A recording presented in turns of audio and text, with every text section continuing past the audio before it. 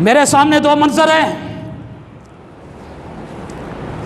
آج جس جہاد کو ہم دہشت گردی کہتے ہیں، جس جہاد کی طرف ہم جاتے نہیں ہیں، جس وقت یہی جہاد بخارا اور سمرقند، ازبکستان، تاجکستان کے علماء نے چھوڑا، یہ ماوراء النہر کے علاقے شمار ہوتے ہیں.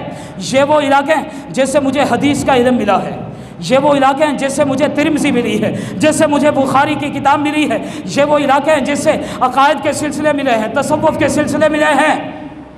ایک مدرسہ میں 3-3 ہزار طلباء پڑھا کرتے تھے، لیکن جس وقت روسی انقلاب آیا، یہاں کے مولویوں نے جہاد کے راستے کو نہیں اپنایا. پھر کیا ہوا؟ مٹتے چلے گئے، ذبح ہوتے چلے گئے، مساجد شراب خانوں میں بدلتی چلی گئی، مدارس کو تالے لگتے چلے گئے، اور خانقاہیں ویران ہوتی چلی گئیں. اور 3 سال کے عرصے کے اندر 50,000 علماء کو شہید کر دیا گیا. ایک یہ منظر تھا، ایک آج کا منظر ہے. دیکھ لو اپنی آنکھوں سے. جنہوں نے جہاد کی روایات کو زندہ رکھا، جس نے پیغمبر کے طریقوں کو چھوڑا نہیں، وہی روس تھا جو خونخوار بھیڑیے کی طرح افغانستان کی دھرتی پہ اترتا ہے. اور ان ملاؤں نے مقابلہ کیا، ملاؤں نے جہاد کے راستے کو اپنایا، ملاؤں نے پیغمبر کی سنت کو زندہ رکھا. اس وقت بھی کچھ لوگ یہی کہنے والے تھے کہ یہ جاہل ہیں، مٹ جائیں گے، یہ دنیا کی سپر پاور طاقت کا مقابلہ نہیں کر سکتے. ایک طرف سپر پاور طاقت تھی، ایک طرف کمزور مسلمان تھے، ایک طرف اللہ کا انکار کرنے والے تھے، دوسری طرف اللہ کے ماننے والے تھے، ایک طرف سرخ انقلاب والے تھے، دوسری طرف محمدی انقلاب والے تھے، ایک طرف اللہ کی طاقت اور فوج تھی، دوسری طرف شیطان کی طاقت اور فوج تھی، ایک طرف تربیت یافتہ افواج تھی، دوسری طرف پگڑی باندھے ہوئے ملا تھے، ایک طرف کمانڈر اور جنرل تھے، اور دوسری طرف نہتے کمزور طالب العلم تھے.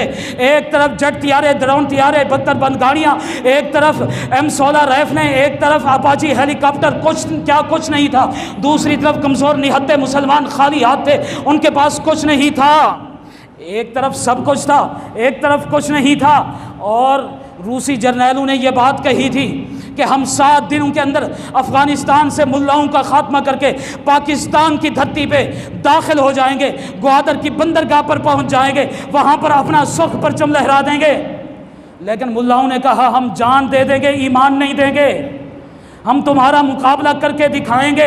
مقابلہ کر کے دکھایا، زخمی ہوئے مقابلہ کیا، 2 لاکھ معذور ہوئے مقابلہ کیا، 8 لاکھ عورتیں بیوہ ہو گئی مقابلہ کیا، 60 لاکھ لوگ مہاجر ہو گئے مقابلہ کیا، ڈٹ کے مقابلہ کیا.